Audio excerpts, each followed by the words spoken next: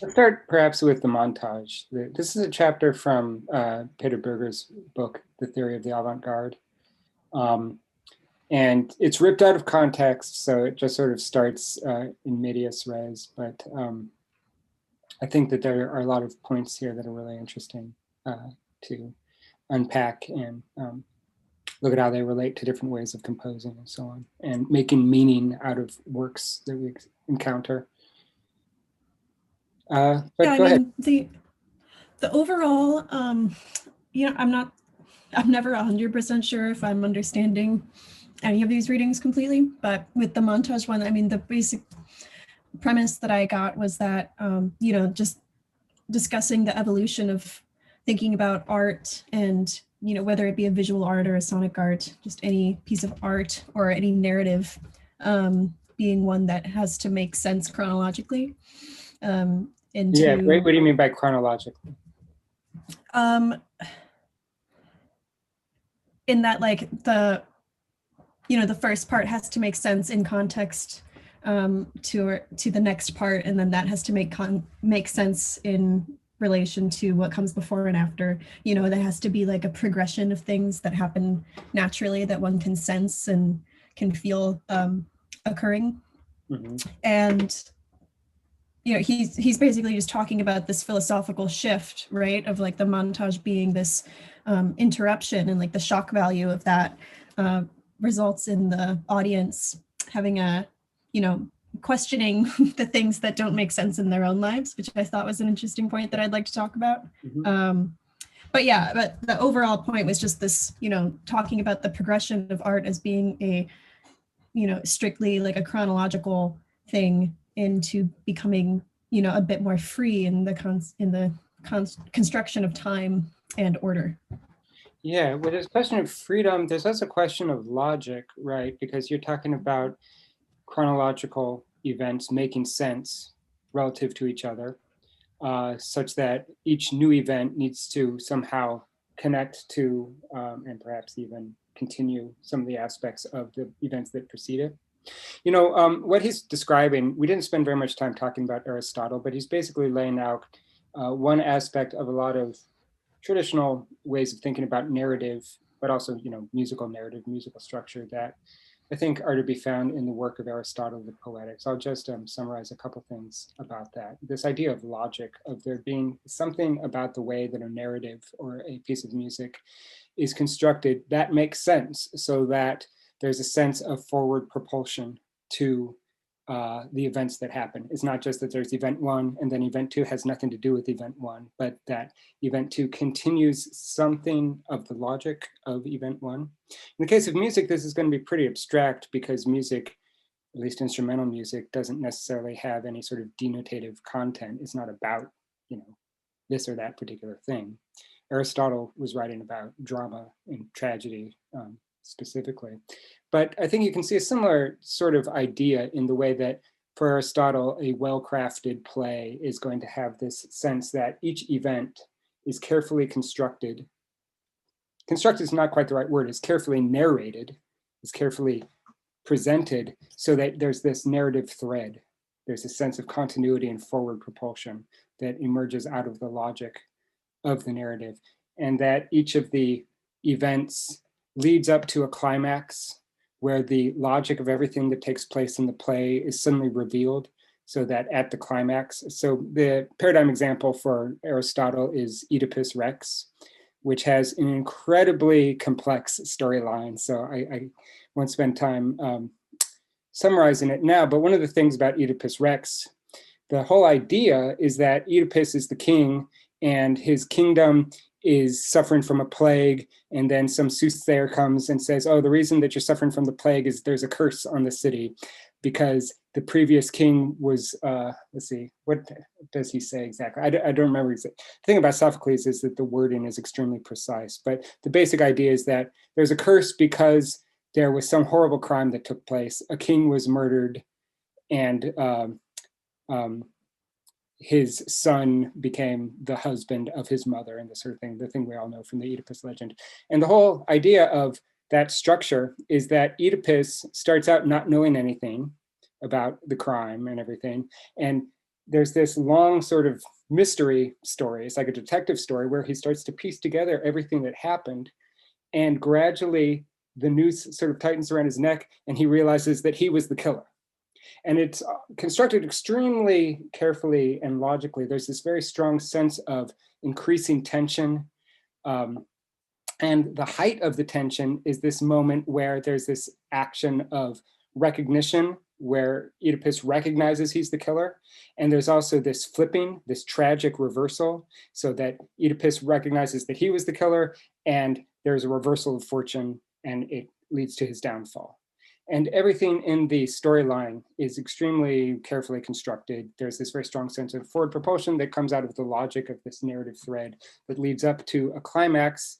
And at the climax, all of the events, when you look back in retrospect, seem like they were leading inevitably to the climax. And then because of the reversal of fortune, the climax necessarily resolves itself. Oedipus is now thrust down from the throne and blinds himself, and the story is over. So what Aristotle is saying is that there's this very clear and precise logic to the ordering of events in what he takes to be a good narrative, that is perhaps separate from the content, because the content of Oedipus is really, really kind of dark and bewildering and thorny. There's this sense in which Sophocles takes a completely chaotic situation, which is there's some guy who killed his father and had children with his mother, and there are all sorts of horrible implications of that and so on.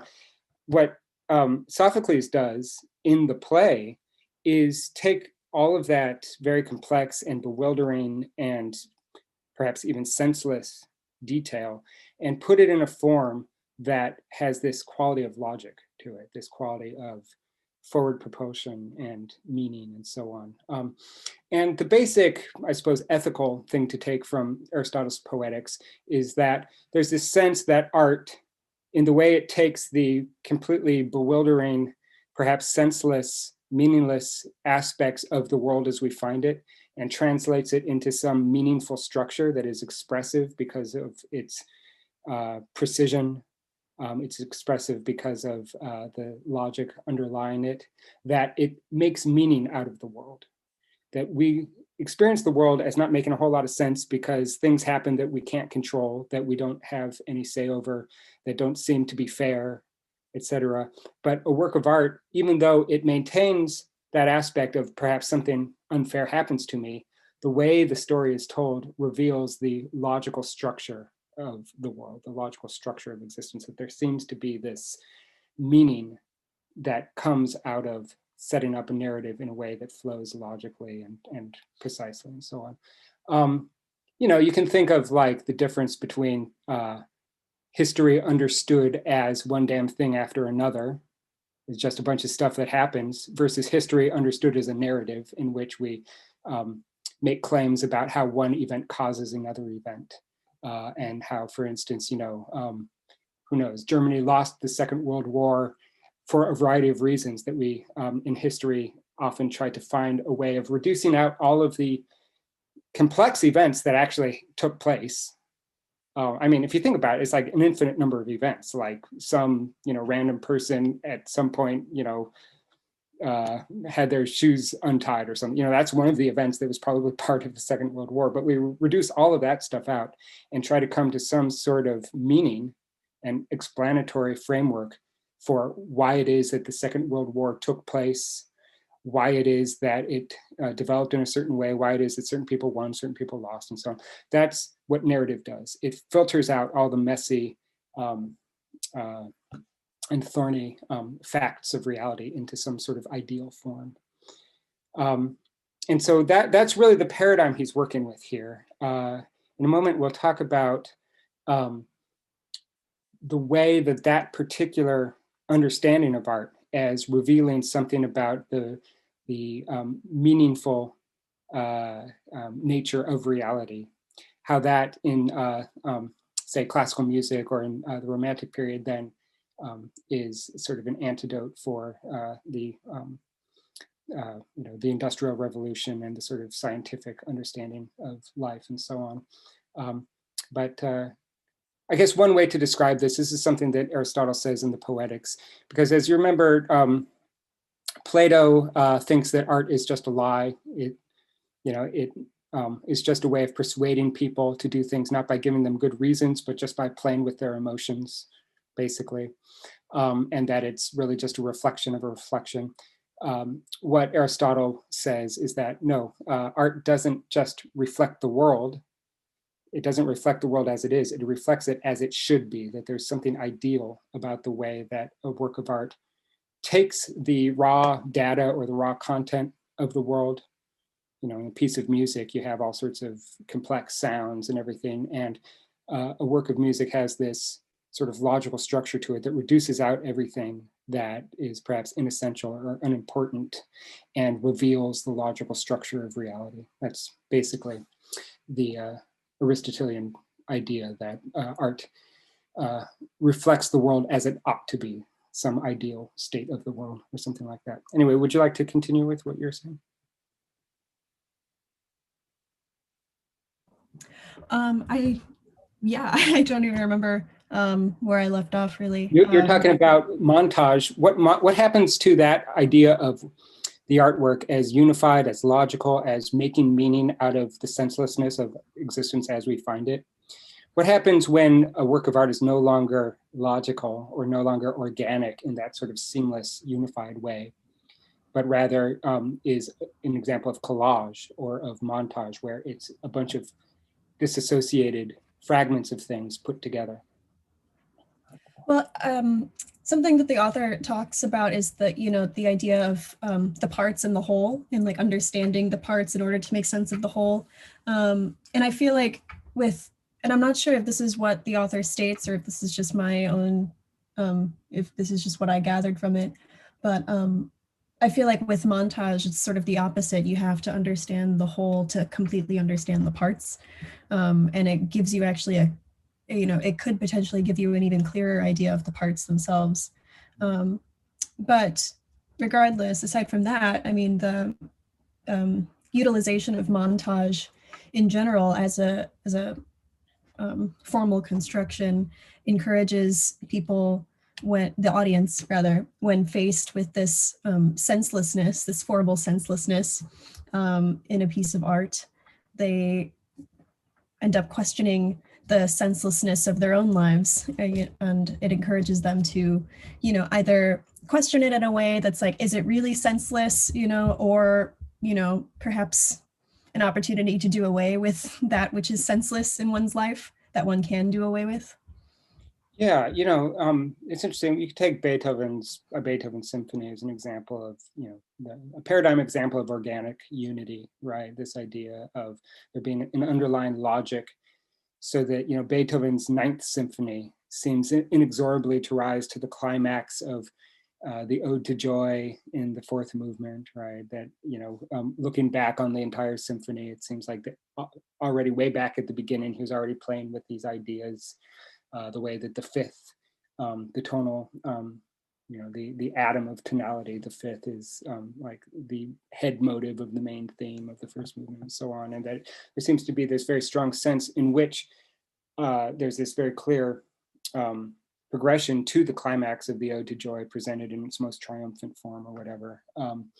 But that even within that framework, you can take the entirety of that narrative and look at any moment in the symphony and make sense of any moment in relationship to that narrative of, whatever, triumphant joy and freedom or something like that, or even just in the case of Beethoven's Fifth Symphony, right? There's this idea that to understand why he used a certain dissonance in a certain place, or why he used a certain motive or even particular way of developing a motive at various points, we look to the whole structure, the architectonic structure of the piece, and make sense out of each moment in relationship to that whole, so that there seems to be this reciprocal relationship between part and whole, wherein the parts make up the whole. Obviously, you wouldn't have a symphony if you didn't have all the various motives and so on, but then the whole seems to somehow contextualize the parts so that they seem to be interlocking in this logical sort of meaning granting narrative or something like that. So then what happens in a case of collage, where suddenly you have a bunch of parts that are not connected in any easily discernible way, so that it's no longer very easy to say how they relate to the whole, how the part and whole relate. What does that perhaps say about different ways of thinking about meaning in life and that sort of thing? Darren, would you like to say something? Sure. Well, I think what I gathered from Peter Berger's article was that it creates a certain kind of shock because it kind of takes the listener, in this case with the Beethoven Symphony, or the reader or observer, if you will, out of that continuum, out of that understanding, and it forces them to focus on something that is, I guess we could say, the earth part of it rather than the world, and then have to decide what world that is part of, if we're talking in, I guess, Hegelian sense, or not Hegelian, Heideggerian Yeah, sense. maybe, although it's interesting, if you have a really fragmented work of art, where you're not, in the case of a collage by Picasso, at least you have the frame. Mm-hmm. Like you can still point to it as an object. But you could imagine other even more fragmented works of art that are maybe a strategy that takes place in various locations where there are a bunch of random events, that there's no fixed date wherein the performance ends. There are all sorts of ways of leaving the frame completely open. And within that paradigm, having a bunch of elements that are completely fragmented, right? In that case, I think it's interesting to ask, is there a world, at least in the Heideggerian sense? When we're confronted with, even the question of an object, it's a little bit difficult to even point exactly to what are the outlines of an object in a work like that. I mean, I was thinking kind of specifically about the newspaper as an example. Yeah. So when you have a piece of art that normally he talked about the Renaissance being sort of a continuum of how art was thought of up until about the Renaissance period. But when you throw a newspaper in there, you have to relate to that piece of that object in a very specific way. And protect. If it's from a newspaper, I mean, it has a context all by itself, even though it's part of maybe a larger piece of artwork that has other forms in it. It disrupts the form, but at the same time creating a completely new form. Yeah. The way that I often describe what you're talking about here is to talk about rupturing the aesthetic veil. The aesthetic veil is whatever sort of aspect of distance one encounters in an aesthetic experience or in a work of art. So like, I guess the most obvious example is like the fourth wall is a certain sort of distance. You're sitting in the same room as the actors on stage, but for some reason there's this convention of not acknowledging each other's existence. The actors don't acknowledge the audience except in rare cases, and the audience doesn't run up on stage. There's a sense of going into a concert hall or a theater as going out of the world into some very special space, right? This sort of autonomous sphere of aesthetic experience that is somehow set up against the world. It's not clearly just a normal part of everyday experience. There's something sacred-ish about it. There's something set apart about it. And in the case of classical music, this is true to the nth degree. I mean, it's like a Beethoven symphony, beyond having all of these sort of remnants of liturgical ritual of going into what's basically like a cathedral and watching priests walk out on stage and do some sort of magical ritual with sounds. It's also the case that a Beethoven symphony isn't about anything, right? So it's just this pure experience of, well, whatever we experience in music. At least that's one way of thinking about it. And what a work of art like collage, and especially a work of art that uses clippings of newspapers that have specific dates on them with specific stories, specific content, do is rupture that distance. It's a way of inserting reality into the artwork. And Berger talks about reality fragments as this way of destabilizing the opposition of art, understood as this sort of autonomous sphere of creative and expressive freedom, aesthetic experience, and everyday reality. Um, yeah, go ahead. I found something also kind of interesting in this reading, and then with you were just mentioning about Aristotle. We don't really know much about the music of that period of like ancient Greek, ancient Roman music. I mean, we just don't know what was being done, what was being how it was sounded. We have no evidence of that. So it's interesting to be looking at Aristotle and then using it to sort of talk about music as an art, particularly when it has changed so much. When you think about what Renaissance, the context and the importance of the context of the art in Renaissance, and that if you think about Mozart as opposed to Beethoven, even Mozart as being really involved in the court world, just like the Renaissance composers before him, and having his music sort of serving a function that was, while it was considered to be important and artistic, it wasn't the type of art as we think of when we start to look at Beethoven and composers after that, who start to put more of like a personality and an expressiveness to what before was not really necessarily considered that. We might for lack of a better term, like we might ascribe those feelings to a piece by Mozart, but the evidence shows that maybe it wasn't necessarily a personal statement. And so talking about these things where Aristotle is talking about the continuity of a piece of music. I mean, that's an interesting concept when thinking about a Mozart symphony movement that follows conventions rather than anything else.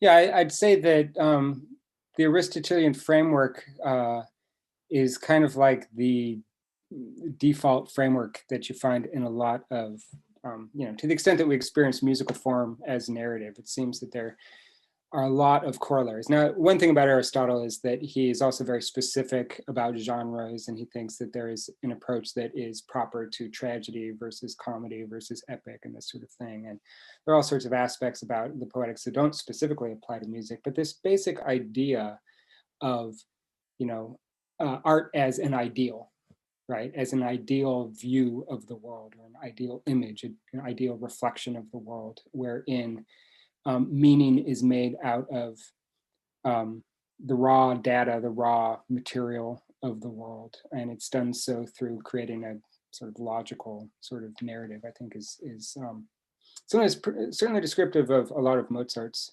music. As regards what you were saying about Mozart and I guess the brand Mozart versus the brand Beethoven, I mean, it's interesting that even Beethoven was composing, at least in the first half of his career, in basically the remnants of the old feudal system. I mean, he was an artisan that was writing for feudal lords, aristocracy on commission and so on. I mean, it's not really until the middle of the 19th century that something more like the contemporary notion of the entrepreneur starts to emerge. And it's sort of interesting the way that the feudal aspects of, say, 18th century music, just the way that it's written and under what conditions and under what circumstances it's written, seems to affect the sort of music and the approach to music. So that, there's a sense in which in a lot of Mozart's music, it's successful because he gets a certain job done. There's something, when we talk about what's effective about Mozart, certainly like the masses or these sorts of things, but also certainly of an opera, or I think of a symphony, there's a sense that the quality is something that we gauge based on how well he fulfills a certain set of genre-specific expectations or values or these sorts of things. And starting with Beethoven and then moving into the 20th century and then the 21st century, it's a move from understanding a successful artistic expression in terms of the way that it fulfills certain genre-specific values. We move to a situation where artists are responsible for creating their own values. Right, there's this idea that within Romanticism, this is something that you see with Nietzsche, but the idea that in Romanticism, there's this sense that the artist doesn't just fulfill the values or the expectations of a genre particularly well. What they do is actually create a completely new world with new values and these Does sorts that of have does that tie into the Werktreuer idea? Well, Vectoya has a little bit more to do with the fidelity of performance. Well, we're not talking about Vectoya in this writing, but if you want, during our office hour, we can spend more time on that. But potentially, I don't know. I suppose it could have something to do with Vectoya. I mean, to the extent that I don't know. I'd have to think about that a little bit more. I think it probably does have something to do with the idea of, artists' authority, their intentions being taken as the authentic basis or the authentic essence of a work. That's something that perhaps requires a certain understanding of the work as being the embodiment of an individual's expressive intentions or something like that. Perhaps, I don't know. I'd have to think about it a little bit more. Good. Okay, so we've identified a few things here. One is the rupturing of the idea of organicism in art. This idea of the way that the collage breaks down the sort of seamless logic of an Aristotelian understanding of narrative, an Aristotelian understanding of the unity of part and whole. And we've talked about this idea of rupturing the aesthetic veil, of inserting reality, trying to find some way of bringing art and life back together, so that we don't think of music as just this weird sort of quasi-ritualistic experience of abstract sounds, but to find some way of actually doing something that Heidegger seems to think is important. And I think that Walter Benjamin also probably finds important, this idea of somehow finding a way of getting rid of the distance between art and life and rehabilitating art into a rich life practice, a rich sort of cultural ecosystem or something like that. And so a lot of artists think that the way to do that is to inject reality, inject the real world, the non-aestheticized world into the artwork. And there is the aspect of shock, which is important for a lot of avant-garde artists. I'd say as regards film, the shock of seeing photographic images in a film might awaken us to a specific reaction the next time we see the things that are being photographed. So there's an example, Sergei Eisenstein's film Strike, I think it's from 1926, where there's a bull that's being slaughtered, and it's intercut with images of proletariat strikers, protesters being gunned down. And it's interesting because it's this sort of relationship that would not be possible in, I guess you could kind of do something like this in a stage work perhaps, but there's something about being in one location, one sort of photographic world, a slaughterhouse, and then suddenly just by mechanical juxtaposition of different images, suddenly being in a completely different frame, a different world, a world of factory workers that are protesting. And so that juxtaposition just sort of forces a certain sort of, understanding that, oh, there's a relationship between this bull being slaughtered and these proletariat workers being gunned down. But there's also something really shocking, I think, about seeing an actual bull being slaughtered, not, not a, it's not just a verbal description or, a theatrical version of a bull being slaughtered, but you actually see real documentary footage from a slaughterhouse of a bull being slaughtered. And there's something about this weird sort of rupture that one experiences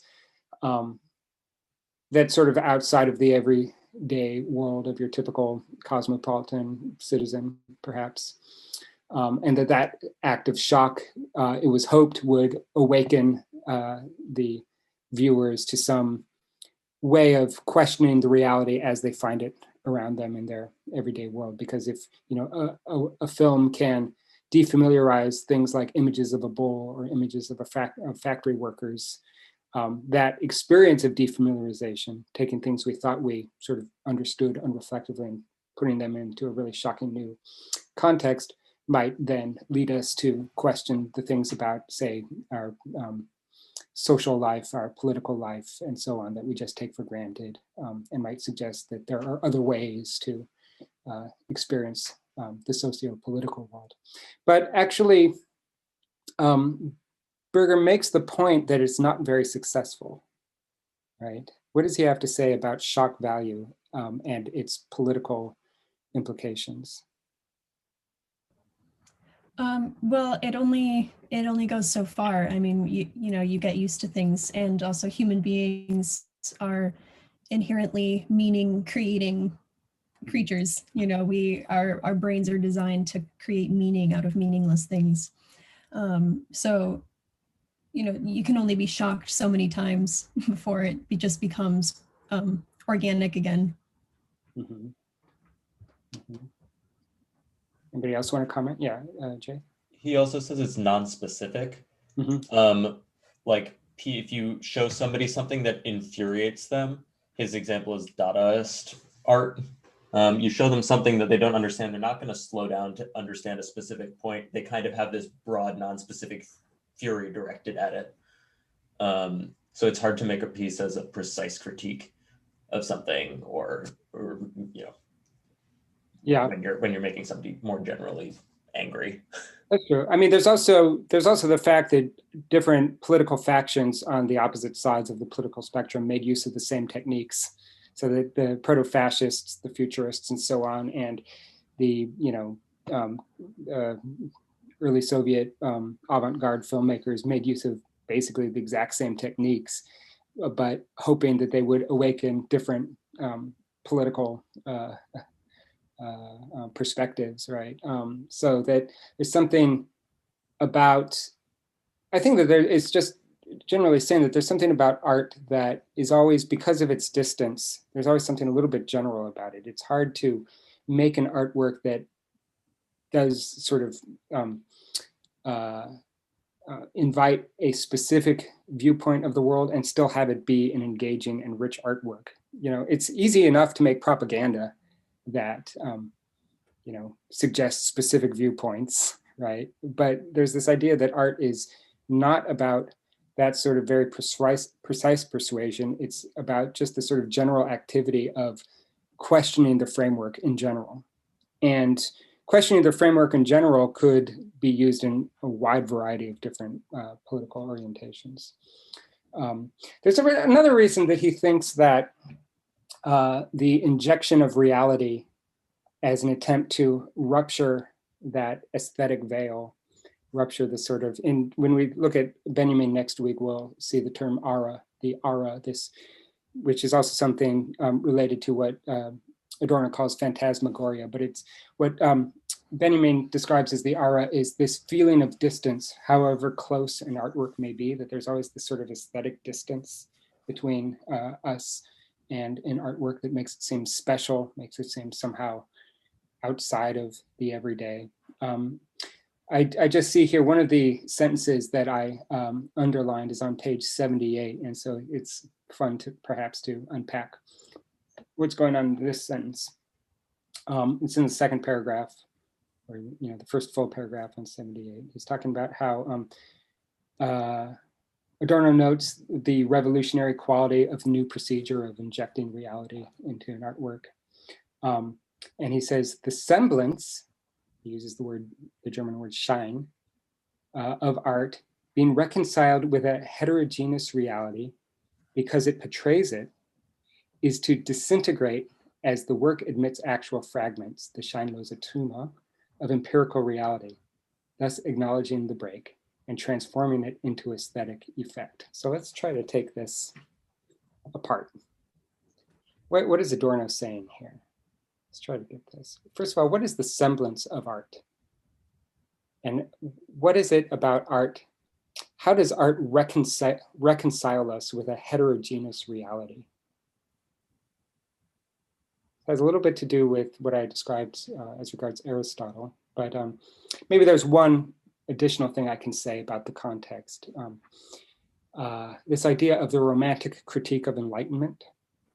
This romantic critique of enlightenment being that what enlightenment does on the romantic view is split apart old unities. It splits apart things that belong together.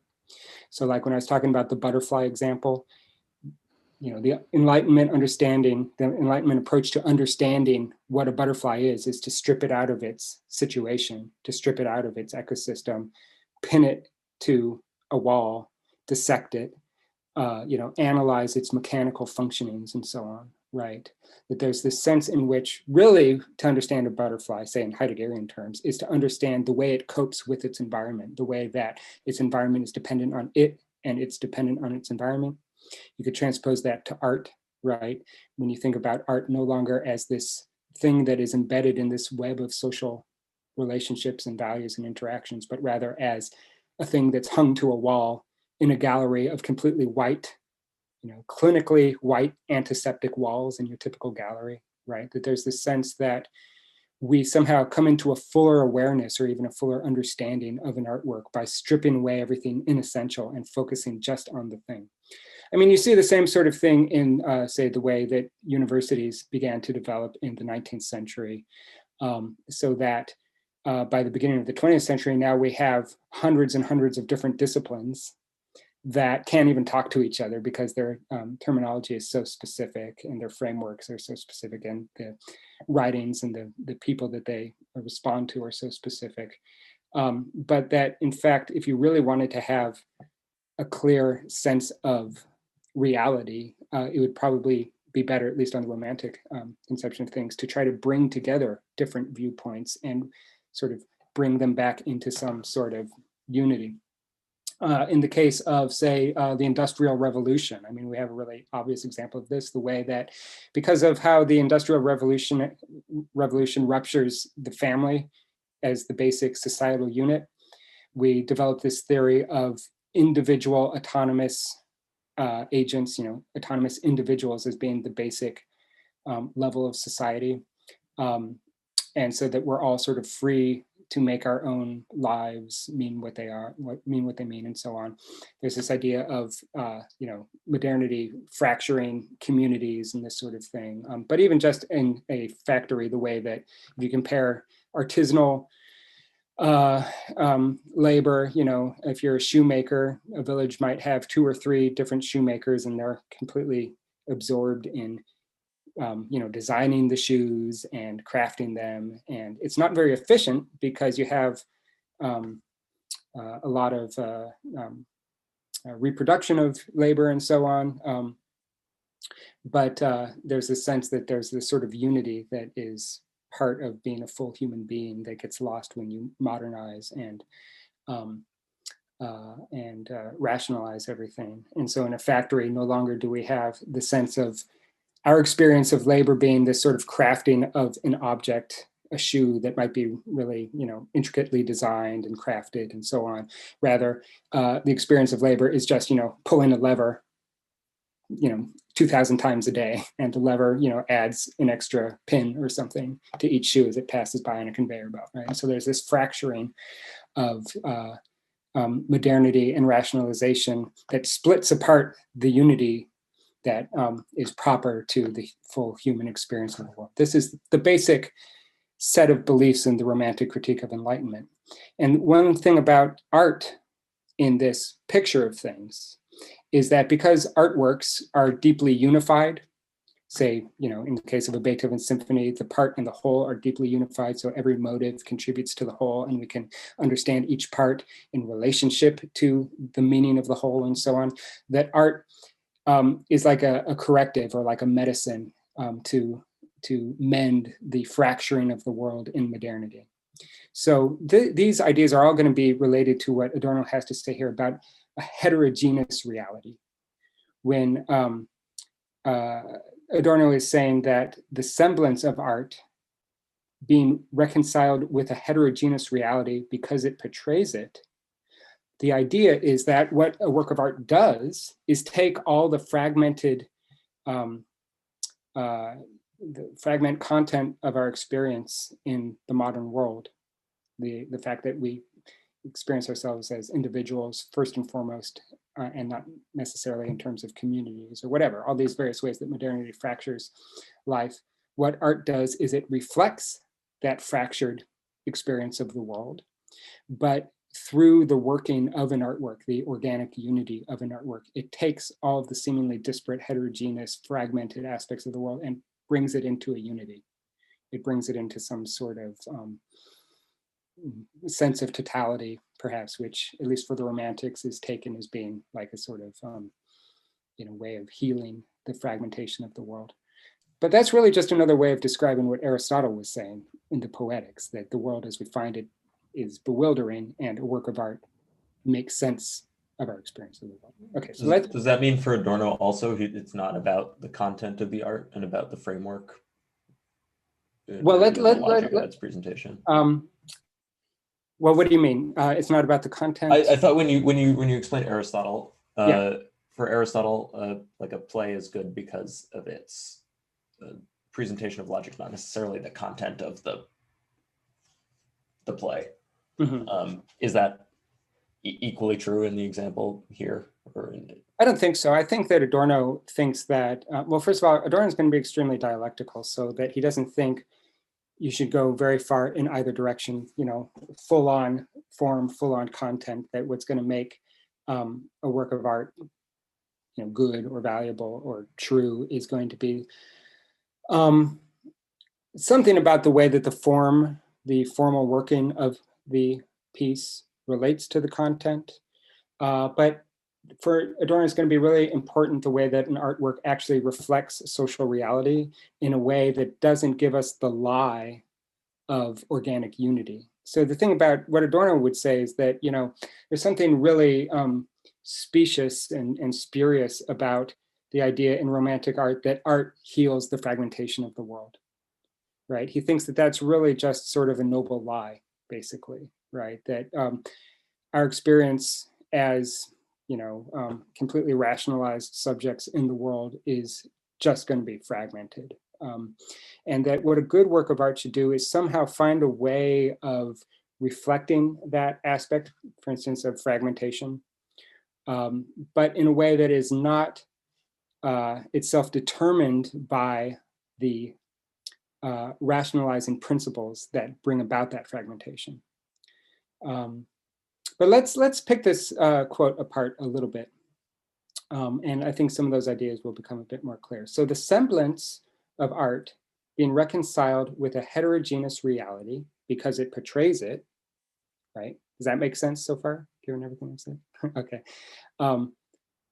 Art is one of the things I wrote down on in my notes was this reconciliation and a big question mark. I wasn't sure I understood what it was. Well, right. When you say, let's see if I can put it in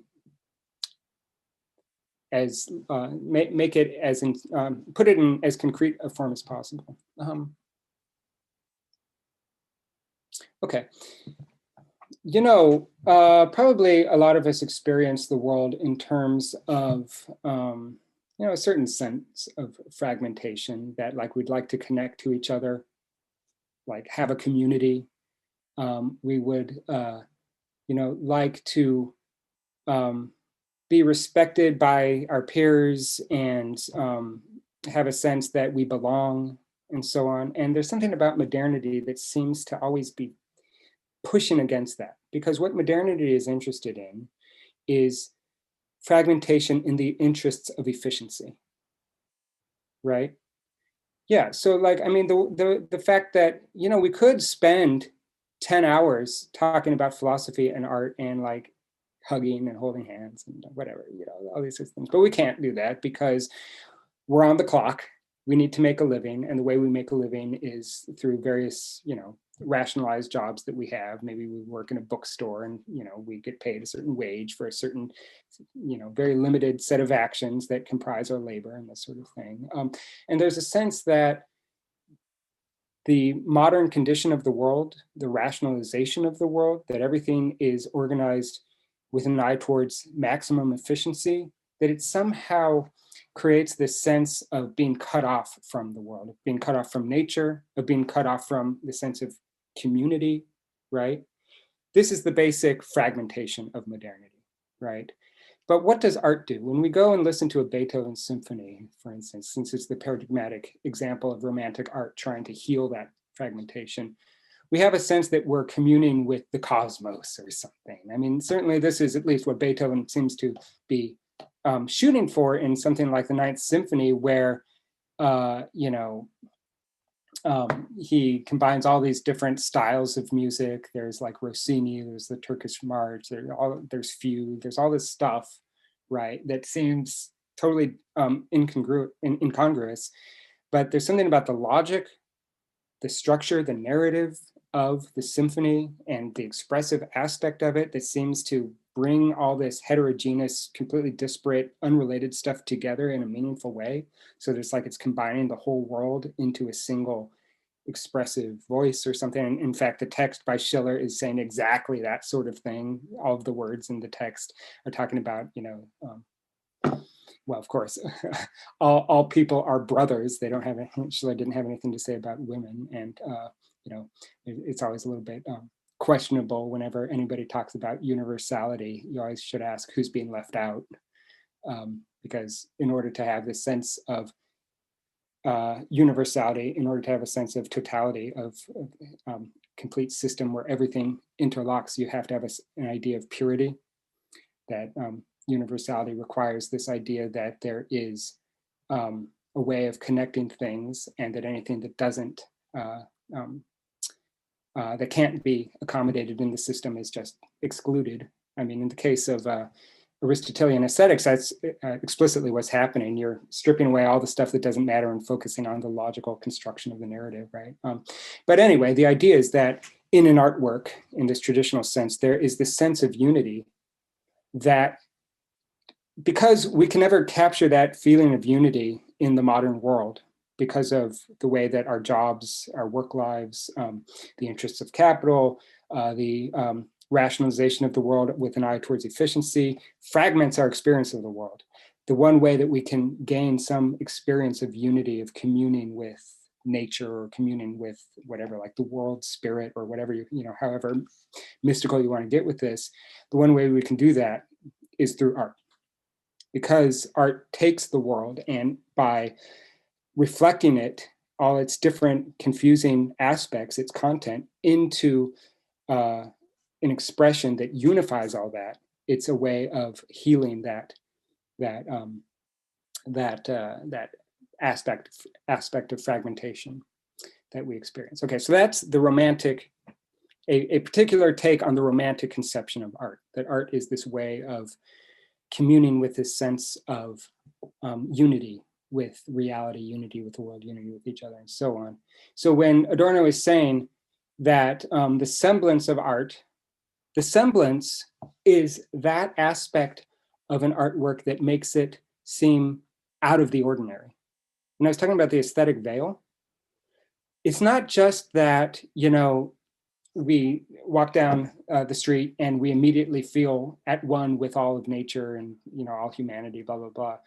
We need to enter into a specific sort of experience in order to have that, right? Because usually in our everyday experience of the world, at least on this account, we experience the world as a bunch of discrete stuff. If we want to understand the world, we have to break it down into its constituent parts and analyze it and so on, right? And in order to come into this experience of unity, we have to have something like an aesthetic experience. We have to have this very specific, special sort of experience that's not part of the everyday. In pre-Enlightenment cultures, this might be described in terms of religious ritual, religious practice, that when you walk into a cathedral, it's a really different space from your everyday world, right? It's like a movie theater, it's like you walk into this very dark space. There's, maybe a rose window that's projecting light at you, and it feels mystical and weird and out of the ordinary, defamiliarizing, right? And so this shine, this semblance aspect of art is the fact that a work of art is in some sense reflecting something about the world, but it does it in a way that's out of the ordinary, that's strange, that makes us experience the world in a new light.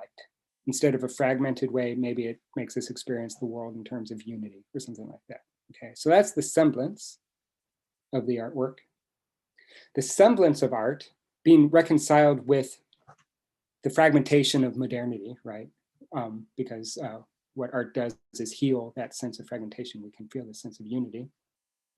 Because it portrays it, and how does it portray it? It portrays reality, all the disparate heterogeneous aspects of reality in a unified, organized way, right? Okay, so the semblance of art being reconciled with heterogeneous reality because it portrays it is to disintegrate as the work admits actual fragments, the scheinlose Trümmer. Actually, Trümmer here, when he says actual fragments, the word Trümmer means rubble.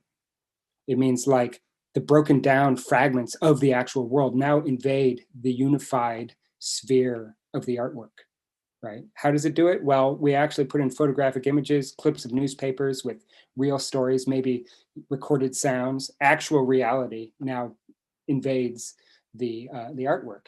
And so let's see. Okay, so it disintegrates as the work admits actual fragments of empirical reality, thus acknowledging the break and transforming it into aesthetic effect. But here's the thing. So this is the ironic twist at the end of what Adorno was saying.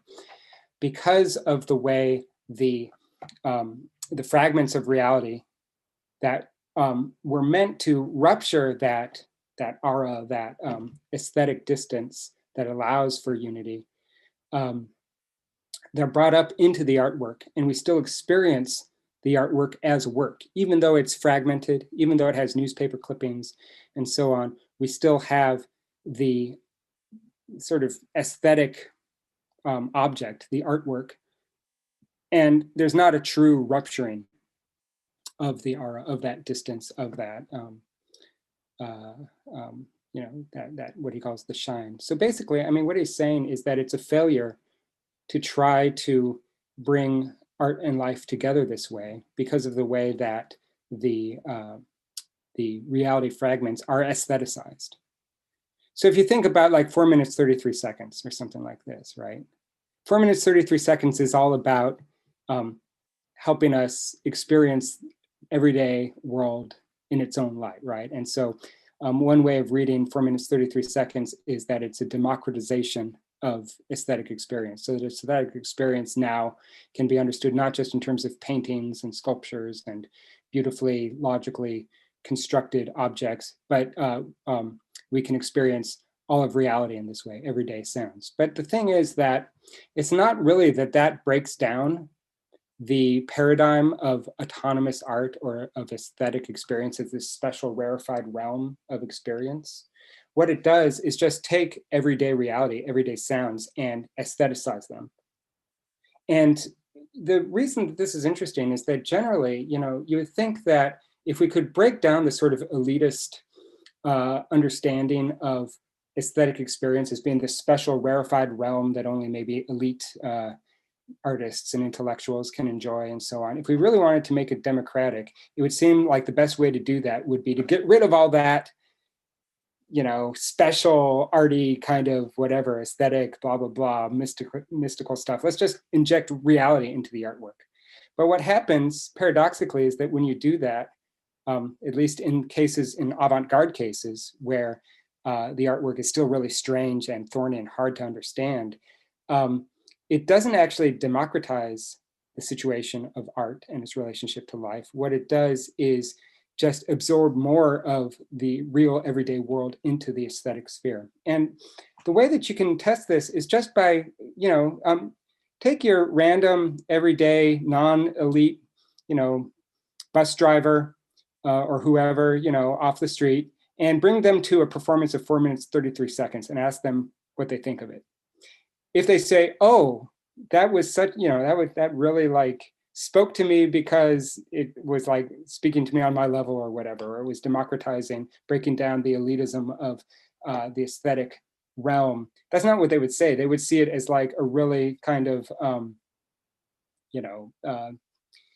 don't know, like decadent, like sort of like stereotypically avant-garde sort of artisty thing that they probably would have very little patience for, right? And so this is what Adorno is describing, that there's this irony that takes place when the avant-garde artists try to break down the aura of the artwork by injecting reality into it. It's self-defeating, because what it does is not break down the aura of the artwork. What it does is just absorb even more of everyday reality into this sort of elitist sphere or whatever.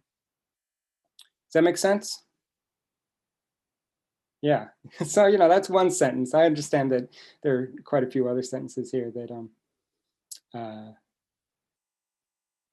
are tricky, but that's basically what's going on here. You know, it's this difficult thing, and you know, I mean, it's very intellectual in this paper, I suppose, but you can just think about it in your own terms. Like, unless your parents are musicians, probably most of you had a very difficult time convincing your parents that it was a good idea for you to study music at the graduate level and devote your life to music, right?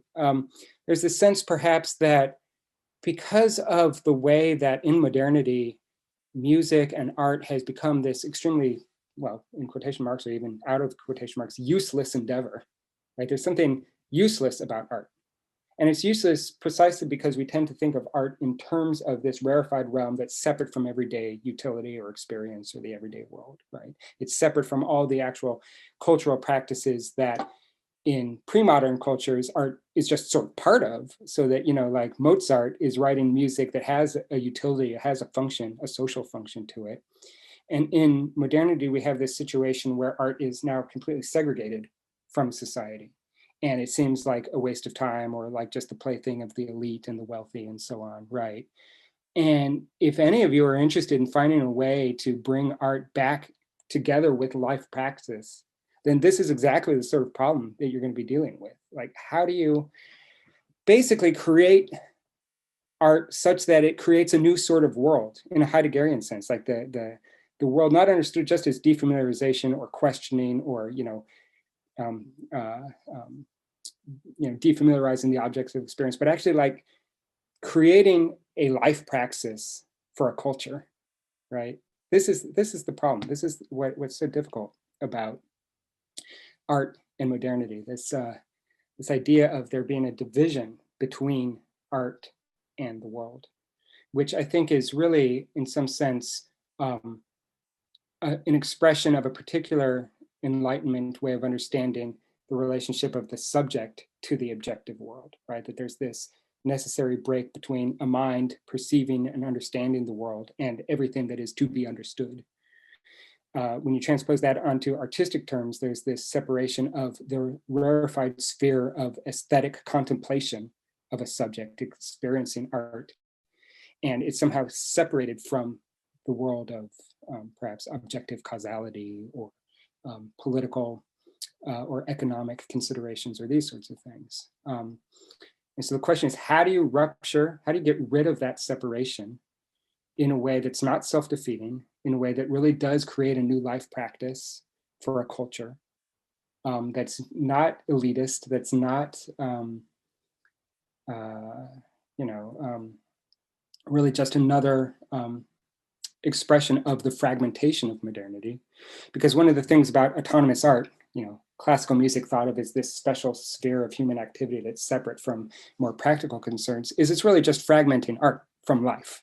It's just another form of fragmentation, right? And so even in the romantic conception of things, art acts as this way of maybe helping us experience this feeling of unity. But when you treat art as being separate from everyday life, it's just fragmenting.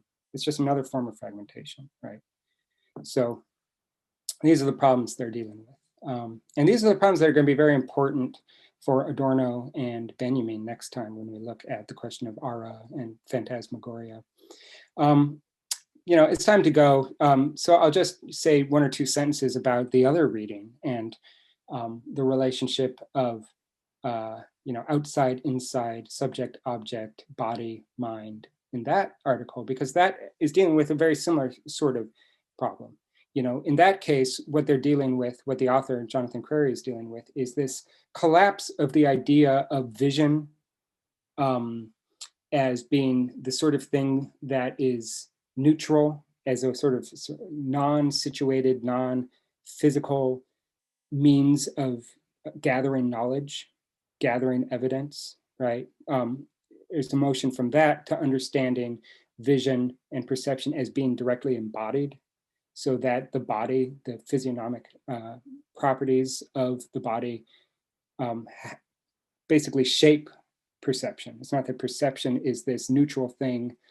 It's not like, when we take a view of the world, or when we paint a picture of the world, or take a photograph of the world. And a lot of film theory in, say, the 1940s and 50s, especially in France, guys like André Bazin, thought that photographic images were somehow neutral, this like neutral way of capturing reality as it actually is. But of course, a camera is a frame. A camera is embodied. A camera has a specific mark that it etches into reality when it records it, right? And so what Crary is doing here is just showing that vision, either in terms of human vision as a source for gathering evidence and knowledge, or as a recording medium, photographs or microphones, are already embedded in the reality they're trying to record.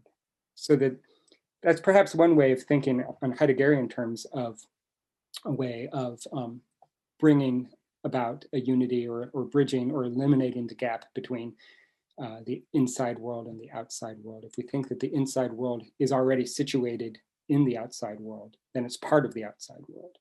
We think that human subjectivity is not some neutral point of view from which we can gain certainty, but that human subjectivity is actually based in biological processes and is part of the world that it seeks to understand. And that's one way, perhaps, of, at least in very sort of intellectual terms, of bridging the gap between observers and the observed world, subjects, objects, and potentially art and life.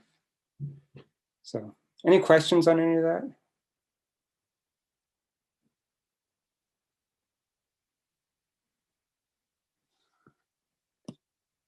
Did you understand my explanation?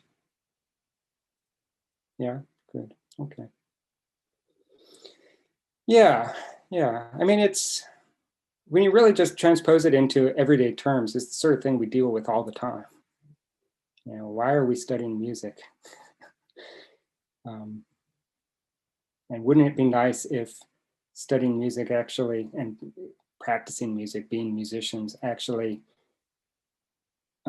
were integrated into the world in a way that is not alienating, or